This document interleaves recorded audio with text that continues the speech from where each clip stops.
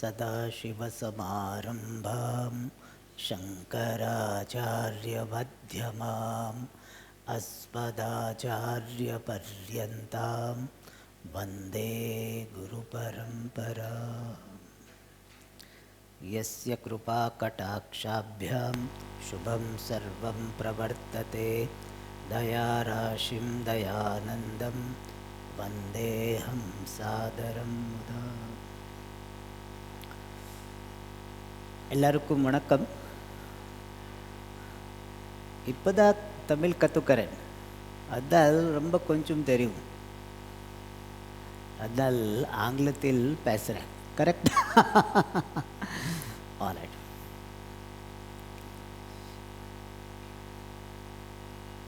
Our culture, which is popularly known as Indian culture, is correctly known as Vaidika Samskriti, Vedic culture. Our dharma, which is popularly known as Hindu dharma, is correctly known as Vedika dharma. So the true name of our dharma is Vedika dharma.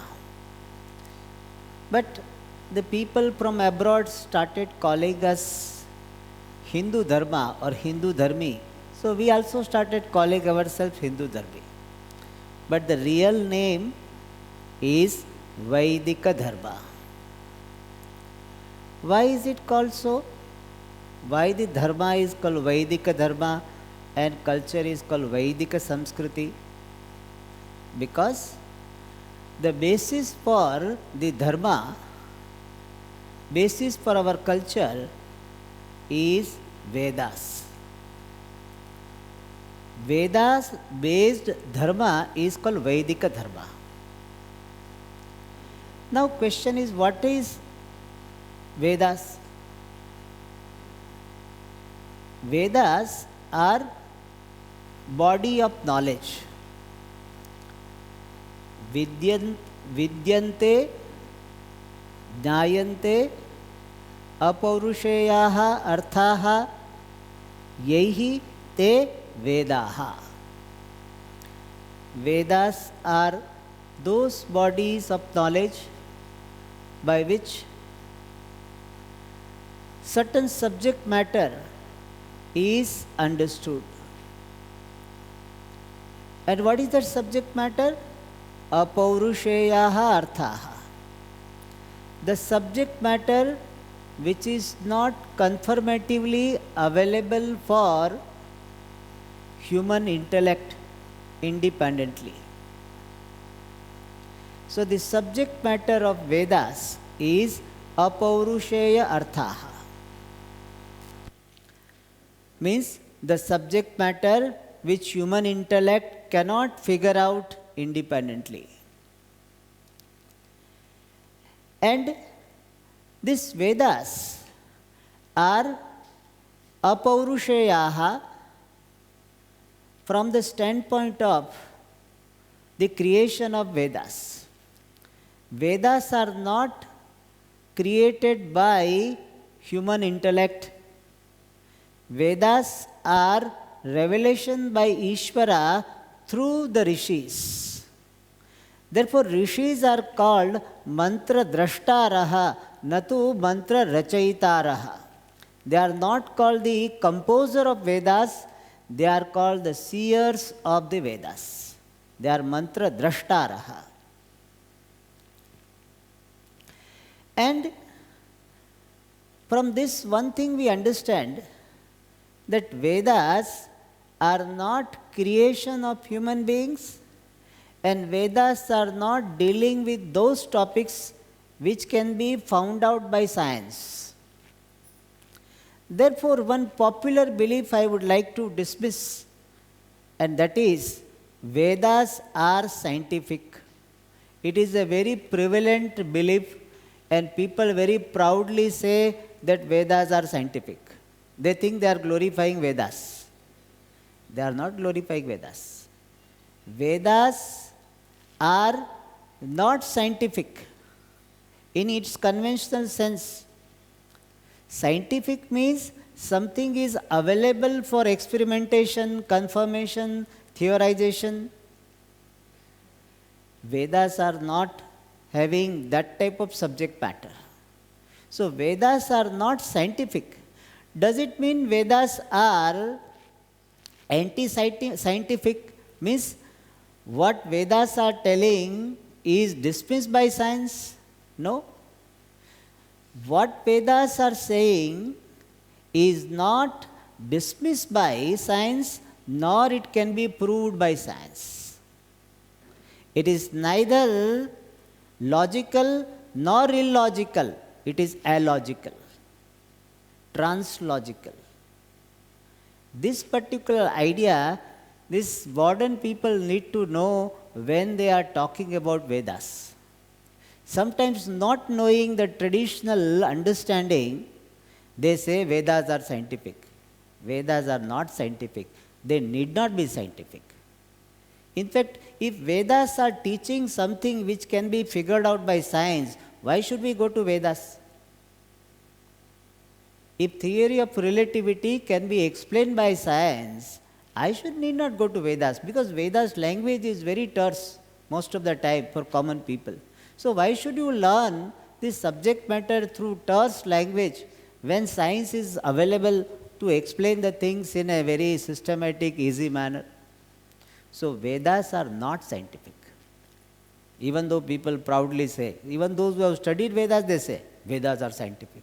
Vedas are not scientific. Why should you have that pressure to prove Vedas to be scientific? It need not be.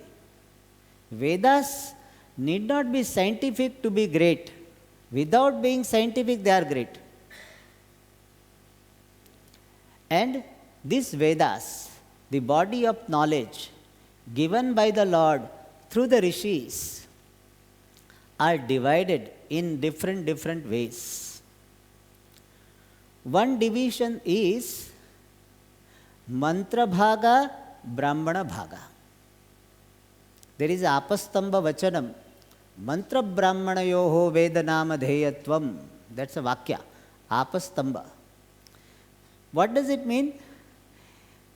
Veda has got two parts, mantra bhaga and brahmana bhaga. And both of them are Vedas. Mantra brahmanayoho vedanama dheyatvam. And we have to emphasize this because there are some people who are accepting only mantra bhagas. Especially Arya Samaja, they accept only mantra bhaga. They say brahmana bhaga is not valid. Mantra bhaga alone is valid. So mantra bhaga is the portion which is in metrical structure, it's a metrical composition, and it is the one which is going to be explained by brahmana bhaga. Therefore, mantra bhaga is called vyakheya, brahmana bhaga is called vyakhyana. So, in Veda itself, there is a division. That mantra bhaga is this presentation by Vedas, and the brahmana bhaga is the explanation of mantra bhagas. So, Vedas themselves explain.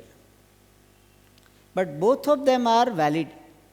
So, mantra bhaga and brahmana bhaga, these are the two divisions of Vedas. And in brahmana bhaga itself, Aranyaka and Upanishad are contained. In brahmana bhaga, which is vyakhyana bhuta, Aranyaka.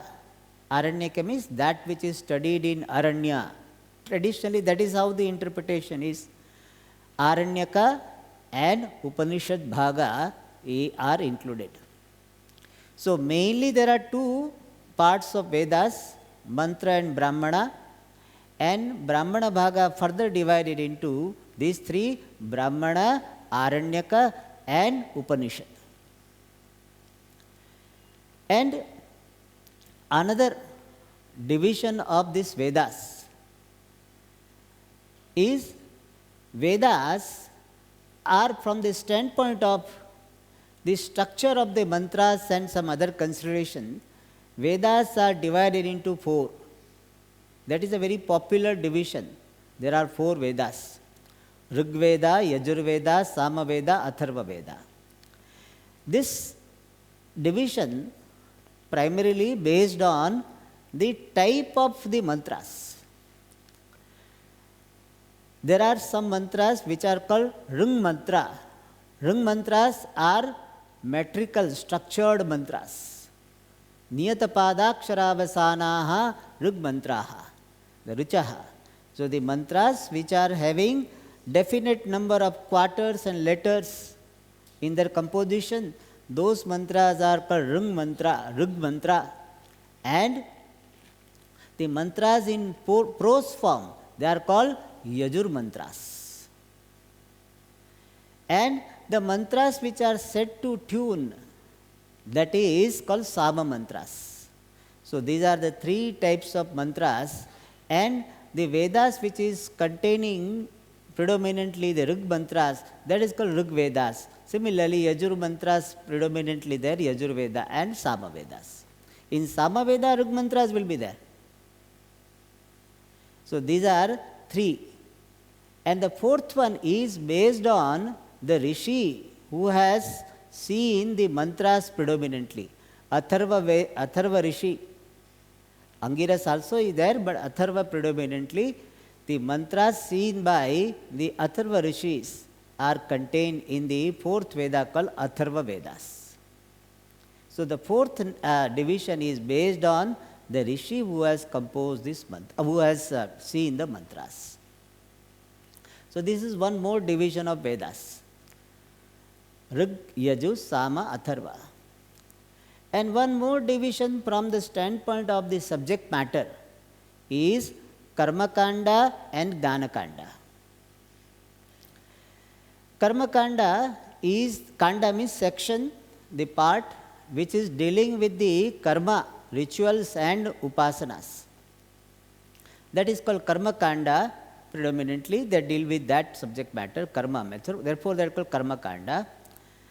And the second part is called Jnanakanda, because dealing with the knowledge of the truth of Jiva, Jagat and Ishvara. This individual, the world and the creator or the cause of this world. And this Karmakanda is also called Veda Purva Bhaga because it is generally in the beginning of the Vedas. And Jnanakanda is called Vedanta because generally it is the end portion of Vedas. I am telling generally because sometimes in the middle also there. So we cannot say, that all the time it is like this. Generally. And the Jnanakanda, which is otherwise called Vedanta, has got one popular name, Upanishad. So Jnanakanda, Vedanta, Upanishad. It is called Vedanta because it is occurring at the end. And it is also called Upanishad. The word Upanishad has got primary meaning in the form of Brahma Vidya, Atma Vidya, the knowledge of limitless self. That is the primary meaning of the word Upanishad, which is contained in the very word Upanishad. Upa, there are so many interpretations of this word Upanishad. I am taking one of them. Upa means it is talking about the most proximate one. And the most proximate is myself.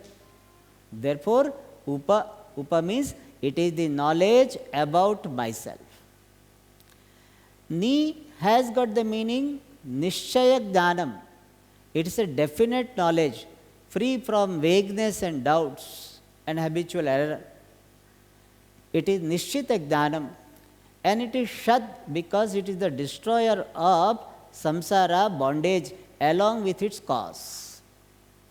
Therefore, Upanishad means the knowledge about myself being limitless, and it is definite knowledge, and it removes the bondage which I want to be free from. So Upanishad primarily means Brahma Vidya, the knowledge of limitless Brahman, which is myself. But in secondary sense, the word Upanishad means the text, the Shabda Rashi, the group of words which is occurring at the end of the Vedas. So the text also is called Upanishad, and the knowledge which is revealed by the text is also called Upanishad. Primary meaning is the knowledge, but secondary meaning is the text which is revealing Brahma Vidya. Bhashyakara in Kathopanishad, he gives the example, Ayurvai Ghritam. Ghee, he gives a classical example. Nowadays people may not agree with that. He said ghee is good for longevity. So ghee is the means for longevity, but ghee itself is called longevity. Ayurvai Ghritam. Similarly, Upanishad means Brahma Vidya, but the text, the group of words which is revealing Brahma Vidya is also called Upanishad. Thus, the secondary meaning of the word Upanishad is the text of Vedanta occurring at the end of the Vedas. In fact, that is the popular meaning. So when we say Mundaka Upanishad, Katho Upanishad, it refers to the text which is revealing Brahma Vidya.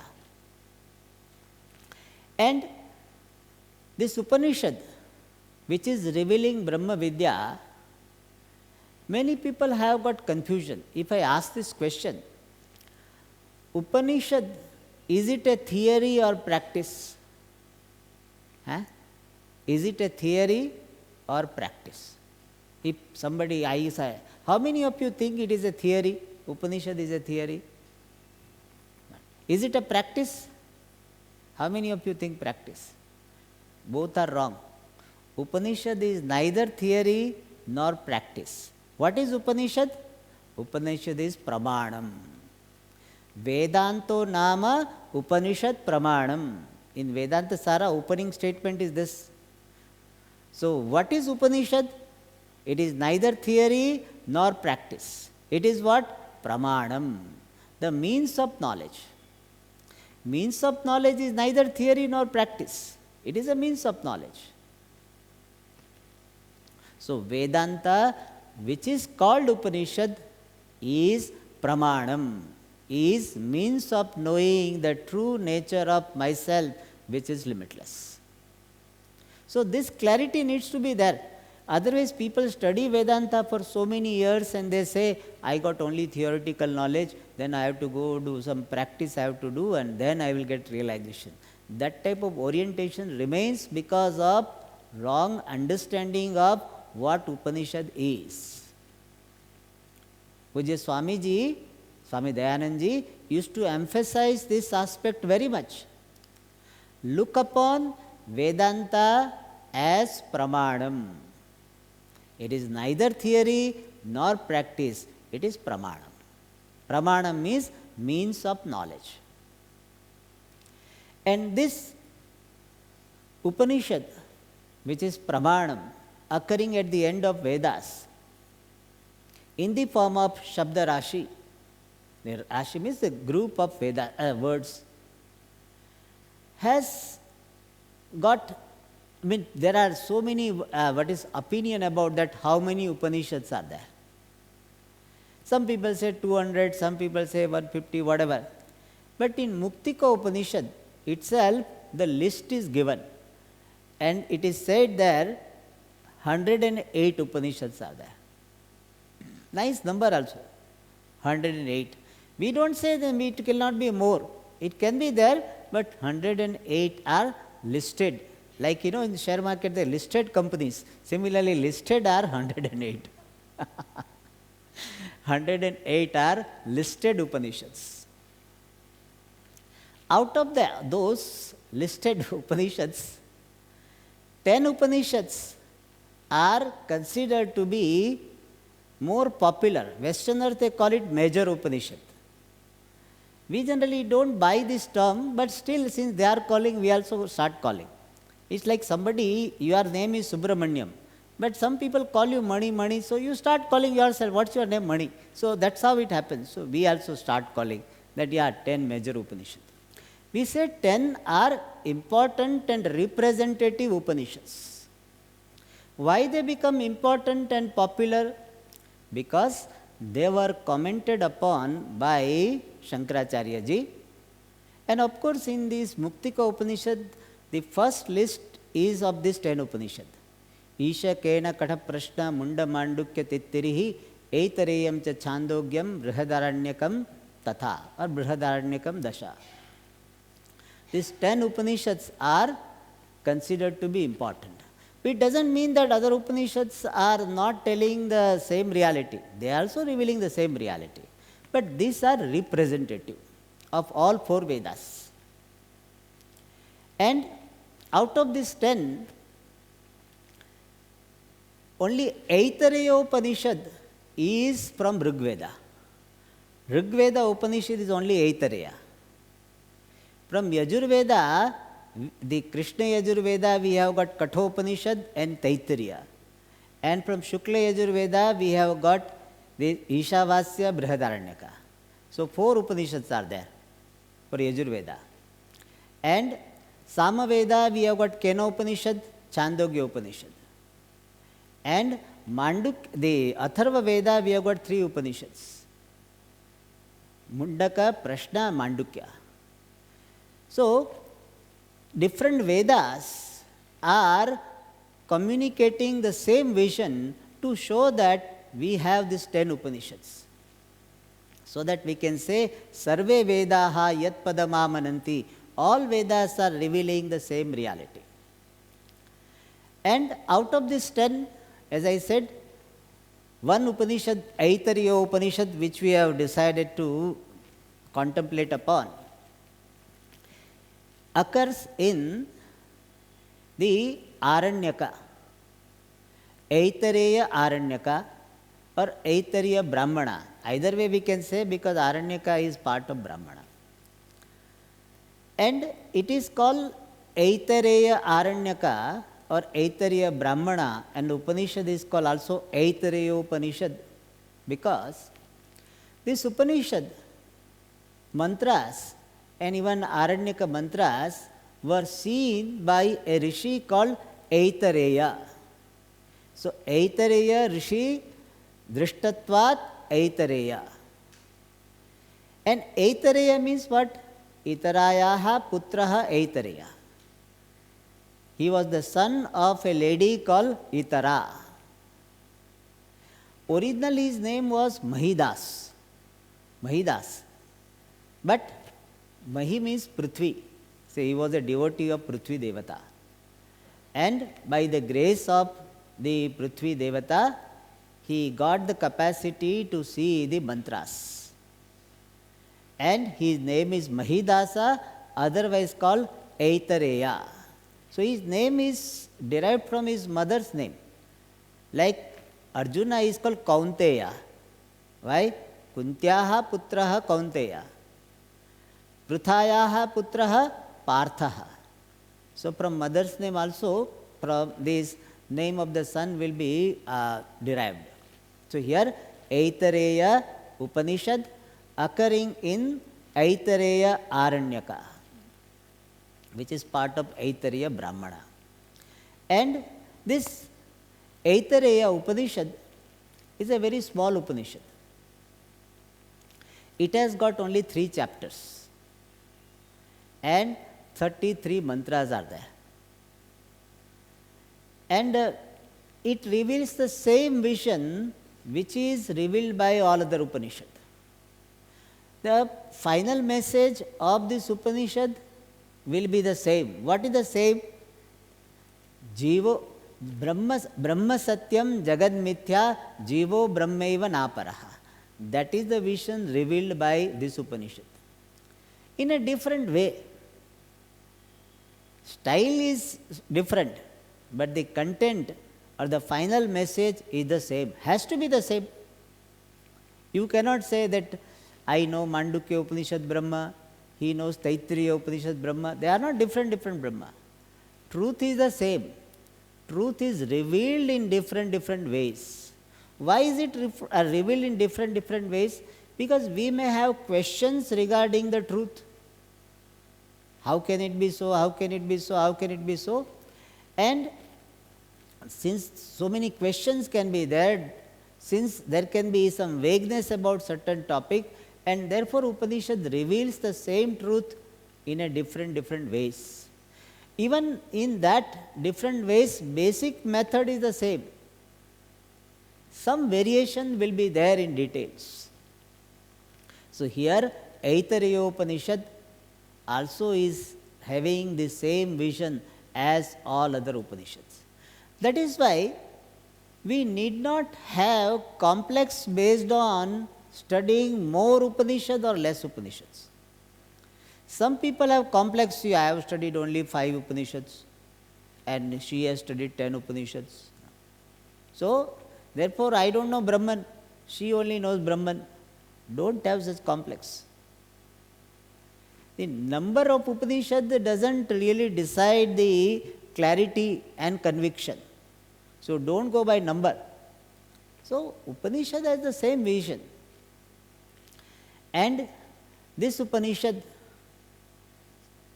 is, since it belongs to Rigveda, it has got a particular Shanti Patha. Shanti Patha means what? Shantyartham Pathaha Shanti Pathaha.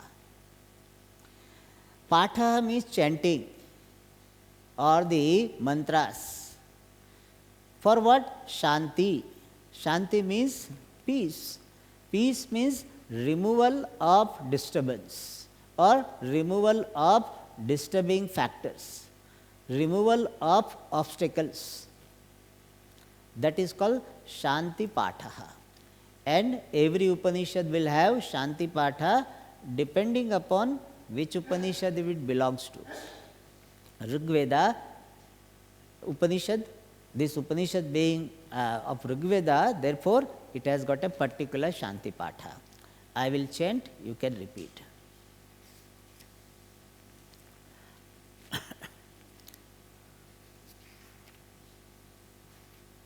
Or you can chant along with me, that is better, because there may be some variation.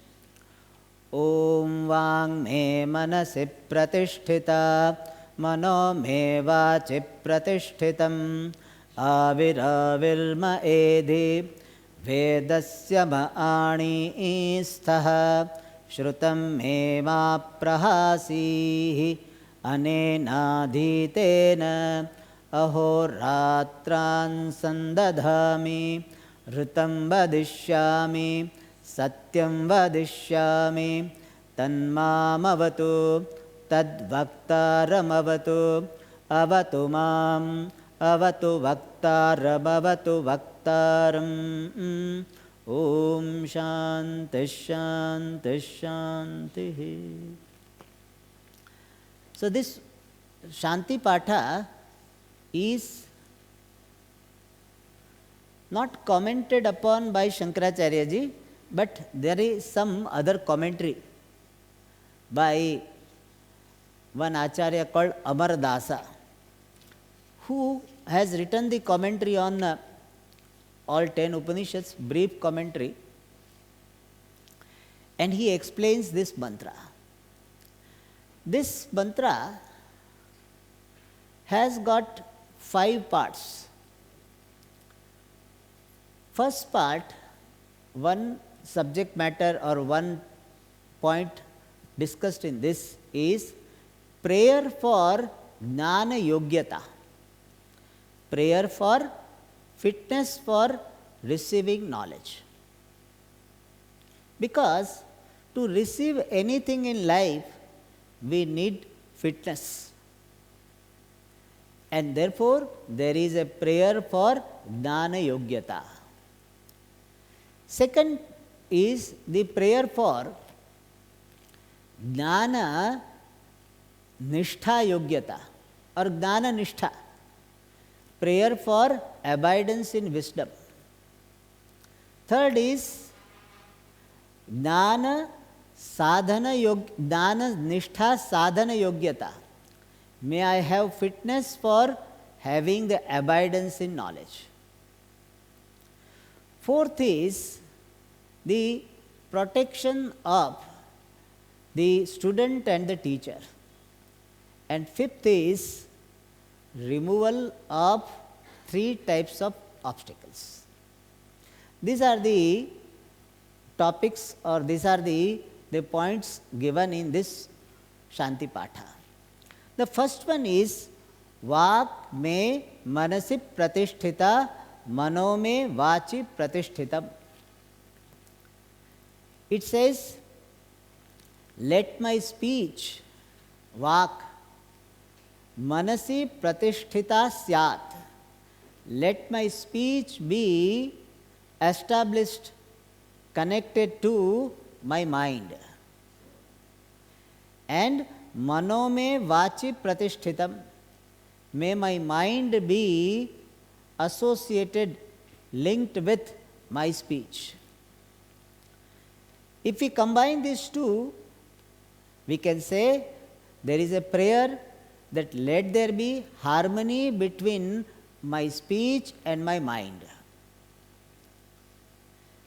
Because in learning Shastra, even Veda Purva Bhaga or Vedanta, Veda Adhyayanam or Vedanta Vichara, whatever stage learning is there, this mind and speech are important. Even when a brahmachari is learning Vedas, that time the teacher will chant the mantra. The student has received this mantra in his mind through the word, through the ears, and again he has to repeat this mantra through his speech. So the mind and the speech are very much involved. Even in Vyavahara, we require the harmony between the mind and speech. Most of our conflicts are because of not having the harmony between the mind and speech. Many times it happens, we mean something, but we end up saying something else, and therefore there are conflicts. And therefore there is a prayer, Vak me manasi pratisthita. May my mind speak only that which is intended to be conveyed by my mind. Let my speech, organ of speech, speak only that which is intended, thought by my mind. Means, when I say what I say, I mean it. And let my mind be there behind speech. Means, let there be alertness in speaking. The first one is that what I speak, I should mean it. Some people, they say, if we ask them, will you come for this program? It is there at 6:30. He said, yes, sure, I will be there at 6:15. But in his mind, he has already decided that he is not going to be there. But outside they say, what, sure, I will be there sharp 6:15, 6:20, like that they will say. Let there not be such conflict between your speaking personality and thinking personality. Pujya Swamiji used to say very nicely that this type of approach creates a split personality. Because thinking I and speaking I, both of you alone are, but now there is a division created. So you can say that I have some difficulty, but if Bhagavan gives me the conducive situation, I will try to come. Say that, and you should mean it. I tell you, in long run, you may think that people will feel bad and they will be after us, etc. Whatever. Yes, initially you may have to face some challenges. But in course of time, people will know that what you say, you mean it. And people will respect that. We are unnecessarily afraid of people, what they will think, etc. Most of the time, our fear is unfounded. And if we are having a consistent policy of harmony between our speech and our thinking, then in course of time, people will have respect for you, what you are.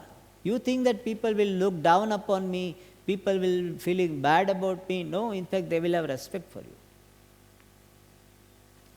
And somebody said, you can train the world, how should it treat you? Means, if you are having a consistent policy, then people will fall around, fall in line. But we don't have inner conviction in truthfulness. Therefore, easy path what? You tell somebody, I will come, I will come. You know it, you are not going to come. Why should we do that? You are creating a split. And split personality is a weak personality. Anything split, table is split, it will be weak. Building wall is split, it is weak. Split personality is a weak personality. And with split personality, you cannot own up this wisdom, I am Brahma. Not possible. By Satyam alone, Satyena Esha Panthaha. In Mundaka Upanishad it is said, by Satya alone the path to the ultimate is paved. And therefore, let there be value for truthfulness. That is called Gnana Yogyata. People study so many Upanishads, but they don't pay attention on these basic things. And therefore, this result of study doesn't come. Vedanta gets a bad name. See, this fellow is studying for so many years. What, Swamiji? Why this happens? Because this Gnana Yogyata, the fitness for knowledge, is not paid attention to. You may study less Upanishad, doesn't matter. But try to have these values which are required for getting this wisdom, assimilating this wisdom. Otherwise, you will be fooling yourself. Vedanta can become one more way of escaping from taking responsibility, facing the challenges. It is a good escape route. Let Vedanta not be an escape route. Let Vedanta be a means for strengthening you. And for that, have value for values. And our effort should be there, but not enough. Therefore, we are praying to Bhagavan. O Lord, let there be harmony between what I speak and what I think. Whatever I think, I need not speak. Suppose somebody is smelling, so you need not say you are smelling, Even though you are thinking also is smelling, you need not say. So whatever you think, you need not speak. But whatever you speak is in keeping with what you think. Don't give false promise. If you yourself know it that you are not going to fulfill, don't say yes. Really, it requires some inner strength, some challenges, but I tell you, finally you will be victorious. And real victory is getting this wisdom. And therefore, we are praying to Bhagavan, Vak me manasi pratisthita, mano me vachi pratishtitam. Let my mind be there behind what is spoken. And in the study of Vedas, both of them are important, therefore their harmony is prayed for. In Brihadaranyaka, the Manaha is considered to be the individual person, and Vani is considered to be Jaya. They are husband and wife. Husband and wife should have harmony or not? They should have. So both of them are husband and wife, Mana and Vani. Therefore, let there be harmony. Mano vak me manasi pratisthita, mano me vachi pratishtitam. So this is the prayer for Gnana Yogyata. Let there be value for values. And all values are represented here by Arjavam, straightforwardness. Straightforwardness is such a great wealth. You can lose it very easily, very difficult to regain. Therefore, whatever straightforwardness you have in your heart, please preserve it, cherish it. It is easy to lose, very difficult to regain. And it is a great wealth. This straightforwardness is there, then only Vedanta will come to your mind effectively. All right. Then second prayer is for the knowledge itself. Avihi, avi, avihi me edhi. So there are two avi is there. Avihi, then avi edhi. The first avihi has got the meaning Swayam Prakasha Brahma Chaitanyam. So there is a prayer to Ishvara who is Avihi, Prakasha Swarupaha, Chaitanya Swarupaha. So, He Avihi, O Paramatma, O Prakasha Swarupa Paramatma, may, for me, Avihi Edi. The second Avi has got the meaning manifest, evident. Edi means become. As dhatu, Edhi. Lot lakara, Edhi. So, O Lord, what is the final meaning? O Lord, who is Prakasa Swarupa, may you become evident to me. Avihi Edhi means may you become evident, may for me. Means may I know your true nature. I have worshipped you without knowing you, but now I want to know you. So far I was Artha Bhakta and Artharthi Bhakta, now I want to become Jignasu Bhakta and I am praying you for revealing yourself. So, Avihi me Avihi Edhi. May you reveal yourself. And then there is a prayer to Vani and Manaha. Vedasya maha, Vedasya me Anisthaha. O mind and speech, Sthaha, may you become Ani.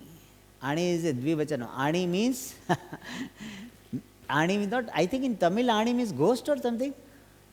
Huh? Nails. Nails. So here it is not a nails. Ani here means carrier, one who brings. O mind, O speech, may you become the carrier for Vedasya, means of this teaching of Vedas. Means let my organ of speech and the mind become the means for receiving the words of Vedas and the teaching of Vedas. So may my mind and the organ of speech become the carrier, contributors in receiving the teaching of Vedas, contextually Vedanta.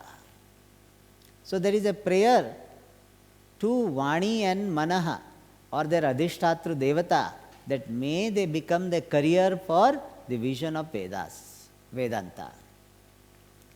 So this is the prayer for receiving the vision, receiving the Jnanam. As I said, second prayer is Jnana Prapti. First is Jnana Yogyata Prapti, second is Jnana Prapti. Now third is prayer for Jnana Nishtha. Shrutam me ma prahasihi. Shrutam, whatever has been heard from the teacher, from the Shastra, the teaching, whatever is heard by me from the teacher, from the Shastra or the teachers, may ma prahasihi, let it not abandon me, leave me. Means, whatever teaching I have received, let it remain with me. Because many people have this problem. Swamiji, I listen, but nothing remains. Morning I listen, evening I forget. See, most of the time what happens, generally people come to Vedanta in the wrong side of 50s, 60s. And therefore, most of the neurons are used for other things. So, very little is remaining. And therefore, it is understandable. So, we pray to Bhagavan that let the teaching which I have received remain with me. And here one thing to be noted. For the Veda Adhyayanam, remembering all these mantras which we have studied is very important.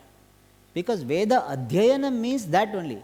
Veda Adhyayanam doesn't mean you just learn Vedas. You have to by heart Vedas, then only it is called Veda Adhyayanam.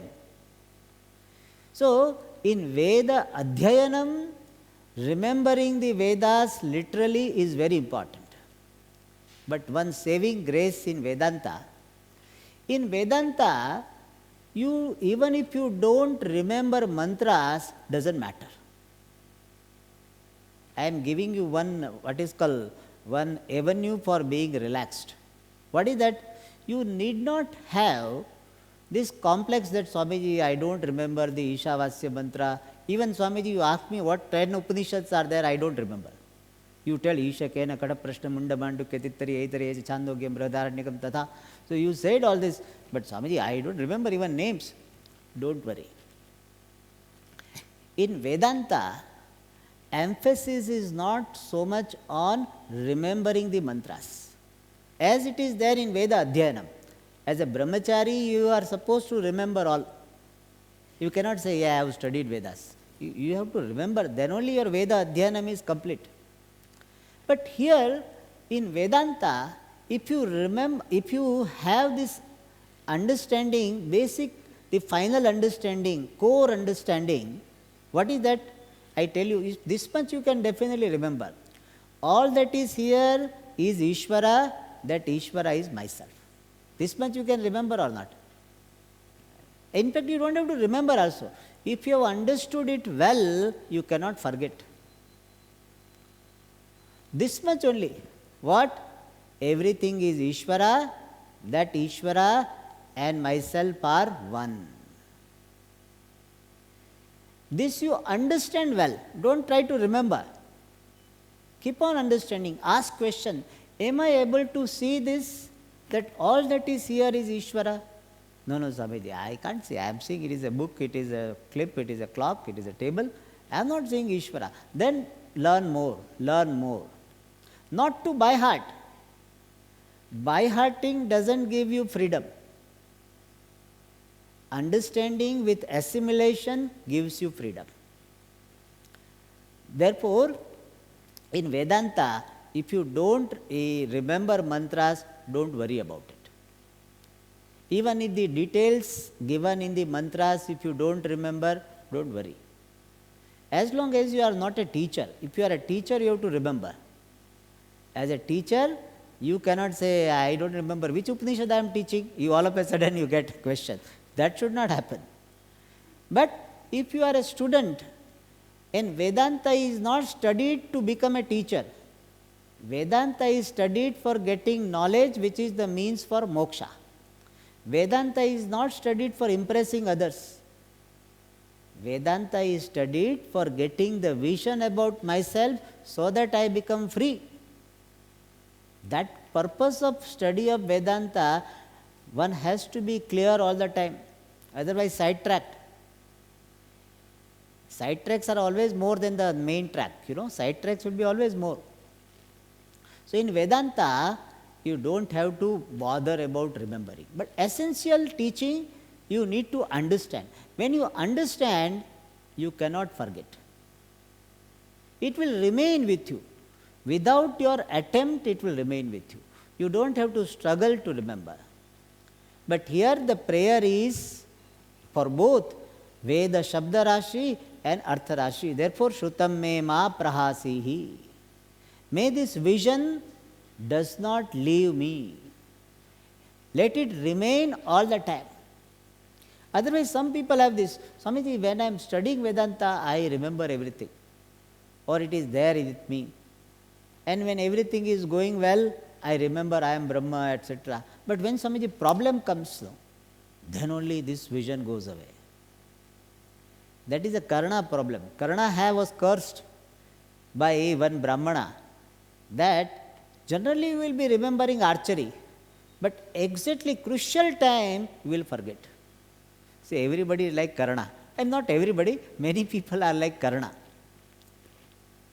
Therefore what? We pray to Bhagavan, let this vision remain all the time with me, in the background, so that when any challenging situation happens, I am not perturbed. I respond from that vision. I don't respond from this wrong understanding about myself. I respond from the right understanding about myself. And therefore prayer is Shrutam me ma prahasihi. Then anena adhitena ahoratran sandadhami. May I anusandadhami, may I connect, or may I contemplate upon.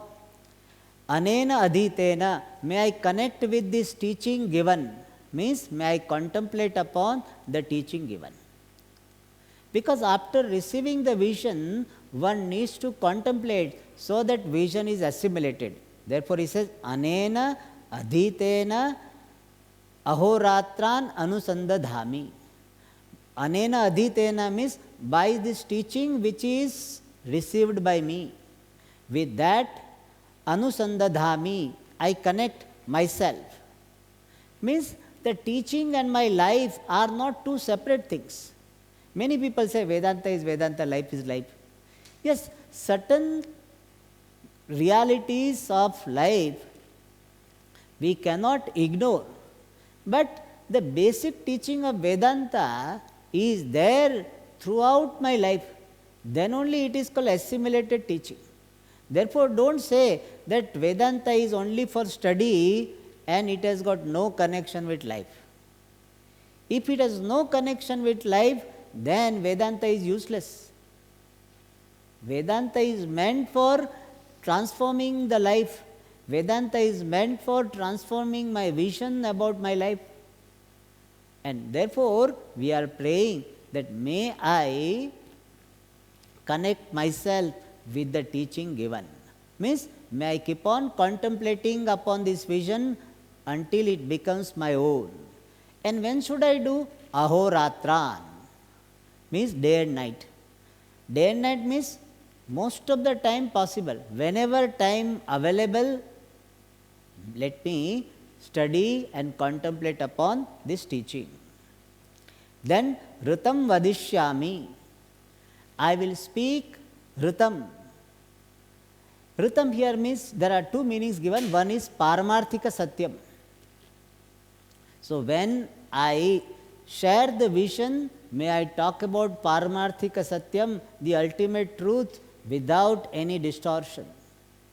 And Satyam vadishyami. I will speak Vyavaharika Satyam, means I will follow the value of truthfulness.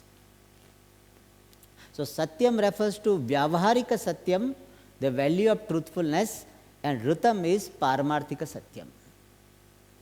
And by this what is suggested is, may I have the vision of Paramarthika Satyam, but when in Vyavahara I have to interact with people, that time may I speak the Satyam which is there as per empirical reality. That is why if somebody asks you, where are you coming from? No, I am a Sarvavyapi, Brahma. How can I come? How can I go? I have never come, I have never go. I don't go. That is not a appropriate response. So in Vyavahara, you speak Vyavaharika Satyam. Don't tell lies. And when the Paramarthika Satya is to be revealed, you reveal it without any distortion. And Tat Paramatma Mam Avatu. May that Paramatma protect me, the student. How? Bodhana Yogyata Pradhanena.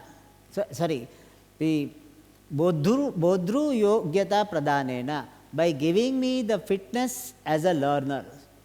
Means, give me the vision without any obstacles. You please protect me from the obstacles so that I can learn what is to be learned.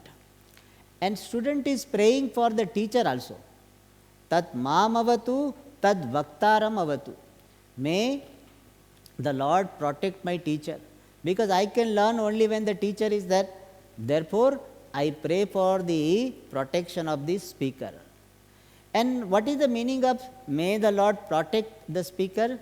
May the Lord give him the capacity to teach the way it is to be taught.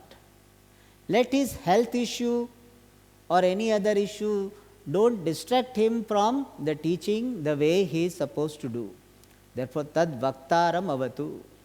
And since it is important, avatu mam, avatu vaktaram, the prayer is repeated. May the Lord protect me, the student. May the Lord protect the teacher. So with this, the Shanti Patha, the main Shanti Patha is over, where the Jnana Yogyata Prarthana is there, Jnana Prapti Prarthana, Jnana Nishtha Prarthana. And also the prayer for this Jnana Sadhana, and also which can include the protection of the speaker and the student. And the last part is Shantihi, Shantihi, Shantihi. Let there be threefold Shanti, means let there be removal of obstacles from the body, mind, sense complex, Adhyatmika. Surrounding, let there be freedom from the obstacles from the surrounding, neighbors, etc. And let there be freedom from the obstacles coming from the natural forces, Adi Devika.